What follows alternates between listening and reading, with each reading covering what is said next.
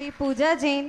गुरुदेव, मेरी जिज्ञासा यह है कि यदि किसी व्यक्ति के हाथ या पैर कटे हों, चाहे वह जन्म से हो या फिर किसी एक्सीडेंट में, तो क्या उसे अभिषेक करने और आहार दान देने की पात्रता है? और यदि किसी व्यक्ति को कैंसर हो जाता है और उसका इंटरनल अंग निकाल लिया जाता है और वह स्वस्थ हो जाता है, तो क्या उसे आहार दान देने की पात्रता है क्या? देखो भैया, हमारे शास्त्रों में 8 अंग आते हैं। यदि किसी का एक हाथ कट गया है या एक पैर कट गया है, तो ना तो वो भगवान का अभिषेक कर सकता है और ना ही साधु संतों को दान दे सकता है। यदि किसी को कैंसर हो गया है और उसका कोई पार्ट निकाल दिया है, किंतु उसके 8 अंग हैं, 2 हाथ, 2 पैर, मस्तक, नितंब और पीठ और छाती यदि है, तो वो व्यक्ति हार दे सकता है। किंतु जिसके हाथ पैर ही अलग हो गए हैं, वो हार दान देने के और अभिषेक करने के योग्य नहीं है। मधु जैन पापड़ीवाल भिलवाड़ से प्रश्न कर रहे हैं। नमोस्तु गुरुदेव। शास्त्रों के अनुसार जीवन में 3 प्रकार के दुख आते हैं। एक देहिक, जैसे कोई बीमारी हो, दवा से ठीक हो सकती है ऐसा।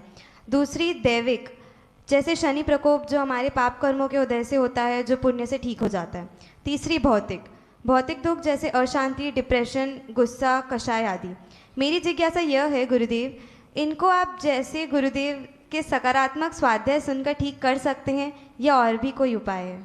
देखो भैया, हम तो एक बात जानते हैं, कोई मन दुखी, कोई तन दुखी और कोई टेंशन दुखी।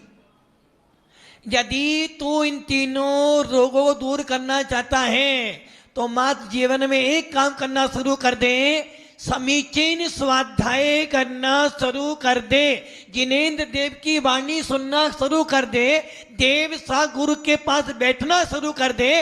और जिस दिन तू स्वाध्याय शुरू कर देगा, गुरुओं के प्रवचन सुनने शुरू कर देगा और अपने बारे में सोचना शुरू कर देगा, ना टेंशन होगी, ना तन दुखी होगा और ना मन दुखी होगा। और यदि तन दुखी हो भी जाएगा, मन स्वस्थ रहेगा, और मन स्वस्थ रहेगा तो चिंता करना भी भूल जाएगा। क्योंकि गांधी जी ने 3 बंदर बतलाए थे, बुरा मत, बुरा मत और बुरा मत। किंतु भगवान महावीर ने कहा, बेटा इन 3 बंदरों को छोड़, चौथा बंदर संभाल ले। आधी टेंशन आपको अपनी टेंशन नहीं है, टेंशन किसकी है? सामने वाले की बेटी बड़ी कैसे हो गई। आपको अपने घर की बेटी, आपको अपने घर का नालायक बेटा नहीं दिखा, सामने वाले का लायक बेटा कैसा है। यदि कोई बेटा बेटी धर्म में लग जाए और माता जी बनने वाले हो ना, तो आपकी टेंशन बढ़ गई।